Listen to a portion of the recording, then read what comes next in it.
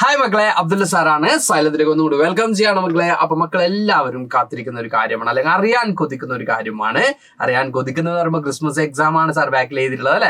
അപ്പൊ അതുകൊണ്ട് തന്നെ ക്രിസ്മസുമായിട്ട് ബന്ധപ്പെട്ടില്ല, ക്രിസ്മസ് കേക്ക് ഒന്നല്ല കേട്ടാ, ക്രിസ്മസുമായിട്ട് ബന്ധപ്പെട്ടില്ല ക്രിസ്മസ് എക്സാമിനേഷന് ഞങ്ങൾക്ക് എത്ര ചാപ്റ്റേഴ്സ് ആണ് പഠിക്കേണ്ടത് എന്ന് പല മക്കളും നമ്മുടെ കമന്റ്സിലൂടെ ഒക്കെ ചോദിക്കുന്ന സാർ കണ്ടിട്ടുണ്ട്. അപ്പൊ അതിനുള്ള ഒരു പരിഹാരമായിട്ടാണ് സാർ വന്നിരിക്കുന്നത്.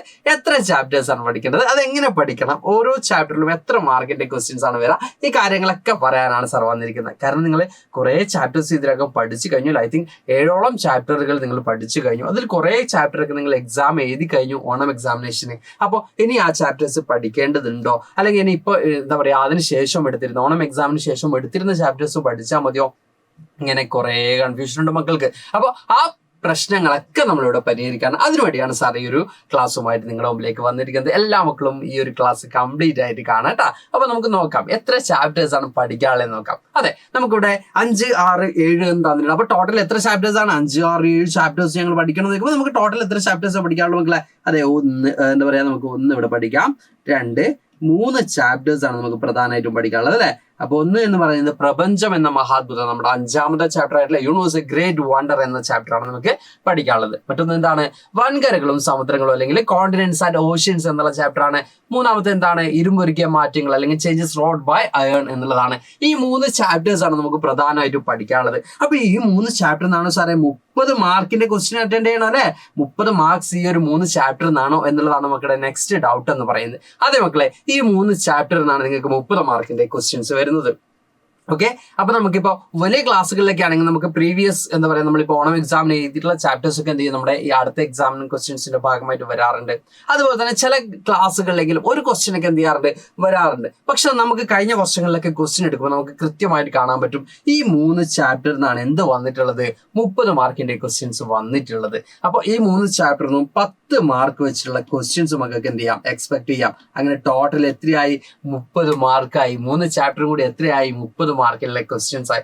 8 ക്വസ്റ്റ്യൻസ് ആണ് നിങ്ങൾക്ക് ഉണ്ടാവുക. 8 ക്വസ്റ്റ്യൻസ് ആണ് നിങ്ങൾക്ക് എന്ത് ചെയ്യുക, എക്സാമിന് ഉണ്ടാവുക. എത്ര ക്വസ്റ്റ്യൻസ് ആണ് മക്കളെ? 8 ക്വസ്റ്റ്യൻസ് ആണ്. അതിൽ നിങ്ങൾ എത്ര എണ്ണമാണ് അറ്റൻഡ് ചെയ്യേണ്ടത്? 6 എണ്ണമാണ് അറ്റൻഡ് ചെയ്യേണ്ടത്. 8 ക്വസ്റ്റ്യൻസ് ഉണ്ടാവും, 6 എണ്ണമാണ് അറ്റൻഡ് ചെയ്യുന്നത്. ഈ 6 എണ്ണത്തിന് 5 മാർക്ക് വെച്ചിട്ട് 30 മാർക്കാണ് നിങ്ങൾക്ക് എക്സാമിന് ഉണ്ടാവുന്നത്. അപ്പൊ കൃത്യമായിട്ട് മക്കൾ എന്ത് ചെയ്യുക, 8 ക്വസ്റ്റ്യൻസ് ഉണ്ടാവും. 8 ക്വസ്റ്റ്യൻസ് എന്ന് പറയുമ്പോൾ ഇതിൽ നമുക്ക് എന്ത് എക്സ്പെക്ട് ചെയ്യാം? യെസ്, ഇപ്പൊ ലൈക്ക് നമുക്ക് ഈ ഒരു ചാപ്റ്ററിൽ നിന്ന് 3 ക്വസ്റ്റ്യൻ വന്നു, ഈ ഒരു ചാപ്റ്ററിൽ നിന്ന് 3 ക്വസ്റ്റ്യൻ വന്നു, ഈ ഒരു ചാപ്റ്ററിൽ നിന്ന് 2 ക്വസ്റ്റ്യൻ വരാം, അല്ലെങ്കിൽ ഇവിടുന്ന് 3 വരാം, ഇവിടുന്ന് 2 വരാം. അങ്ങനെ നമുക്ക് എന്ത് ചെയ്യാം? യെസ്, ഈ 3 ചാപ്റ്ററിൽ നിന്നും കൂടിയാണ് 8 ക്വസ്റ്റ്യൻ വരുന്നത്. ആ 8 ക്വസ്റ്റ്യനിൽ 6 ക്വസ്റ്റ്യൻ നിങ്ങൾ അറ്റൻഡ് ചെയ്താൽ മതി. അപ്പൊ നിങ്ങൾ ഈ 3 ചാപ്റ്ററും വൃത്തിയായി പഠിക്കുകയാണെങ്കിൽ ഒരു ചാപ്റ്ററിൽ നിന്ന് 2 ക്വസ്റ്റ്യൻ വെച്ച് നിങ്ങൾക്ക് അറ്റൻഡ് ചെയ്താൽ മതി. അങ്ങനെ അറ്റൻഡ് ചെയ്യുകയാണെങ്കിൽ നിങ്ങൾക്ക് എത്ര മാർക്ക് കിട്ടി? 30 മാർക്ക് കിട്ടി. അതായത് ഒരു ചാപ്റ്റർ നിങ്ങൾക്ക് 10 മാർക്കിന്റെ ചോദ്യമാണ് ഉണ്ടാവുന്നത്. ഇനി സാർ കഴിഞ്ഞ പ്രാവശ്യം വന്നിട്ടുള്ള 1-2 ചോദ്യങ്ങൾ ജസ്റ്റ് നിങ്ങൾക്ക് വായിച്ചു തരാം. ഈ ചോദ്യങ്ങളൊക്കെ കൃത്യമായിട്ട് പ്രീവിയസ് ഇയർ ക്വസ്റ്റ്യൻസും കാര്യങ്ങളൊക്കെ നമ്മൾ ഡിസ്കസ് ചെയ്യുന്നതാണ്, ആരും വെറിഡ് ആവണ്ട. എന്നാൽ സാർ ജസ്റ്റ് ഒന്ന് വായിച്ചു തരാം. സാർ അതിന്റെ എന്താ പറയുക, ഇൻസ്ട്രക്ഷൻസ് തന്നെ മക്കൾക്ക് ഒന്ന് പറഞ്ഞു തരാം. എന്തൊക്കെയാണ് ഇൻസ്ട്രക്ഷൻസിൽ വരാൻ നോക്കും, നമുക്ക് കാണാൻ പറ്റും. മൂല്യനിർണ്ണയ പ്രവർത്തനങ്ങൾ ആരംഭിക്കുന്നതിന് മുമ്പ് 15 മിനിറ്റ് നിങ്ങൾ എന്ത് ചെയ്യണം, സമാശ്വാസം. നിങ്ങൾക്ക് കൂൾ ഓഫ് ടൈം ആണ് 15 മിനിറ്റ് എന്ന് പറയുന്നത്. ദെൻ 8 പ്രവർത്തനങ്ങളായിരിക്കും, 8 ആക്ടിവിറ്റീസ് ആയിരിക്കും നിങ്ങൾക്ക് തന്നിട്ടുണ്ടാവുക. അത് നിങ്ങൾ എത്ര എണ്ണം എഴുതേണ്ടത്? 6 എണ്ണം മാത്രം മക്കൾ എഴുതിയാൽ മതി. അപ്പൊ 6 × 5 30 എന്നുള്ള മക്കൾ കൃത്യമായിട്ട് ആലോചിച്ച് വെക്കാം. അപ്പൊ എല്ലാ എന്ത് ചെയ്യേണ്ടവരും 6 പ്രവർത്തനങ്ങൾ എഴുതുന്നുണ്ടെങ്കിൽ, 6 ആക്ടിവിറ്റീസ് എഴുതുന്നുണ്ടെങ്കിൽ അതിന്റെ എല്ലാത്തിനെയും സബ് ആക്ടിവിറ്റീസ് നിർബന്ധമായിട്ട് എഴുതണം. ഓക്കെ, അതിന്റെ ഉപപ്രവർത്തനങ്ങൾ ഉണ്ടാവും അല്ലെ, ABC അല്ലെങ്കിൽ 1, 2, 3 അങ്ങനെ സബ് ആക്ടിവിറ്റീസ് ഉണ്ടാവും അല്ലെ. നമുക്കിപ്പോ ഒരു ക്വസ്റ്റ്യൻ ആണെന്നുണ്ടെങ്കിൽ ABC, ഒന്നാമത്തെ ക്വസ്റ്റ്യനിൽ A ഉണ്ടാവും, B ഉണ്ടാവും, C ഉണ്ടാവും. അപ്പൊ A എഴുതണം, B എഴുതണം, C എഴുതണം. ഈ 3 നിങ്ങൾ എന്ത് ചെയ്യണം, എഴുതിയിരിക്കണം എന്നുള്ളതാണ് പറയുന്നത്. അപ്പൊ ലൈക്ക് ഇപ്പൊ സാർ ഒരു ക്വസ്റ്റ്യൻ വായിക്കാം.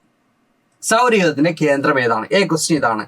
അപ്പോൾ ബി ക്വസ്റ്റ്യൻ എന്ന് പറയുന്നത് ക്ഷുദ്രഗ്രഹങ്ങളുടെ സ്ഥാനം ഏതെല്ലാം ഗ്രഹങ്ങൾക്കിടയിലാണ് എന്നുള്ളതാണ് ബി ക്വസ്റ്റ്യൻ. ഇതിന്റെ സി ക്വസ്റ്റ്യൻ എന്ന് പറയുന്നത് ഒരു ആകാശഗോളത്തെ ഗ്രഹമായി പരിഗണിക്കുവാൻ വേണ്ട നിബന്ധനകൾ ഉൾപ്പെടുത്തി പട്ടിക പൂർത്തിയാക്കുക. 3 ക്വസ്റ്റ്യൻസ് ആണ് വന്നിട്ടുള്ളത്. അപ്പൊ ഒന്നാമത്തെ ക്വസ്റ്റ്യനും രണ്ടാമത്തെ ക്വസ്റ്റ്യനും മൂന്നാമത്തെ ക്വസ്റ്റ്യനും അല്ലെങ്കിൽ ഒന്നാമത്തെ ആക്ടിവിറ്റിയിൽ ABC എന്ന് നിങ്ങൾക്ക് എന്ത് ചെയ്തിട്ടുണ്ടാവും, സബ് ക്വസ്റ്റ്യൻസ് വന്നിട്ടുണ്ടാവും. അതും കൃത്യമായിട്ട് എന്ത് ചെയ്യണം, അറ്റൻഡ് ചെയ്യണം. 6 ക്വസ്റ്റ്യൻ നിങ്ങൾ അറ്റൻഡ് ചെയ്യുമ്പോൾ ആ 6 ക്വസ്റ്റ്യനിൽ 8 ആക്ടിവിറ്റീസിൽ 6 ആക്ടിവിറ്റീസ് നിങ്ങൾ അറ്റൻഡ് ചെയ്യുമ്പോൾ ആ 6 ആക്ടിവിറ്റീസിലുള്ള ഉപ ക്വസ്റ്റ്യൻസ് അല്ലെങ്കിൽ എന്താ പറയുക ക്വസ്റ്റ്യൻസ് കൂടി നിങ്ങൾക്ക് കൃത്യമായിട്ട് അറിയോ എന്നുള്ളത് നോക്കിയിട്ട് വേണം മക്കളെ ആൻസർ ചെയ്യാൻ. അല്ലാതെ എന്ത് ചെയ്യുക, എ അറിയും ബി അറിയും സി എഴുതണ്ട എന്ന് വിചാരിക്കരുത്. ആറ് നിങ്ങൾ ചൂസ് ചെയ്തിട്ടുണ്ടെങ്കിൽ ആറിന്റെ എല്ലാത്തിനും സബ് ക്വസ്റ്റ്യൻസ് മക്കളെ കൃത്യമായിട്ട് എന്ത് ചെയ്യണം, അറിയണം. അപ്പോൾ നിങ്ങൾ എന്ത് ചെയ്യുക, 8 ക്വസ്റ്റ്യൻസ് കാണുമ്പോൾ ഏതെങ്കിലും ഒന്നിന്റെ എയും ബിയും അറിയാമെന്ന് പറഞ്ഞുകൊണ്ട് പെട്ടെന്ന് എന്ത് ചെയ്യരുത്, ആറിനെ സെലക്ട് ചെയ്തതിന് പകരം എല്ലാം ആ 15 മിനിറ്റിൽ നിങ്ങൾ എന്ത് ചെയ്യുക, എല്ലാത്തിനും സബ് ക്വസ്റ്റ്യൻസ് കൂടി വായിച്ചു നോക്കുക. എല്ലാത്തിനും സബ് ക്വസ്റ്റ്യൻസ് അറിയുന്നുണ്ടെങ്കിൽ ആ ക്വസ്റ്റ്യൻസ് ആണ് നിങ്ങൾ ചൂസ് ചെയ്യേണ്ടത്. അങ്ങനെയാണ് നിങ്ങൾ 8 6 ചൂസ് ചെയ്യേണ്ടത്. അത് കൃത്യമായി മനസ്സിലാക്കുക. അപ്പോൾ 3 ചാപ്റ്റേഴ്സ് ആണ് നിങ്ങൾക്ക് പ്രധാനമായിട്ട് പഠിക്കാനുള്ളത്. അടിച്ചു പൊളിച്ചു പഠിച്ചു തുടങ്ങിക്കോളൂ. ഈ 3 ചാപ്റ്റേഴ്സേ പഠിക്കാനുള്ളൂ. വളരെ എളുപ്പത്തിൽ പഠിച്ചെടുക്കാൻ തുടങ്ങിയാൽ, ഇപ്പൊ തന്നെ തുടങ്ങേണ്ടതുണ്ട്. നിങ്ങൾ എപ്പോഴോ തുടങ്ങിയിട്ടെന്ന് അറിയാം. ഇനിയും തുടങ്ങിയിട്ടില്ലെങ്കിൽ പെട്ടെന്ന് പോയി എന്ത് ചെയ്യുക, പഠിക്കാൻ തുടങ്ങുക. അപ്പൊ നമുക്ക് കംപ്ലീറ്റ് മാർക്ക് കിട്ടി എന്നുള്ള കമന്റ്സിന് വേണ്ടി സാർ വെയിറ്റിംഗിലാണ്. അപ്പോൾ നിങ്ങൾക്ക് ഇതുപോലെ ഇനി സാർ പ്രീവിയസ് ഇയർ ക്വസ്റ്റ്യൻസും കാര്യങ്ങളൊക്കെ ആയിട്ട് ഇനി അടുത്ത ക്ലാസ്സുകളിൽ വരുന്നതാണ്. Thanks to all. ബൈ.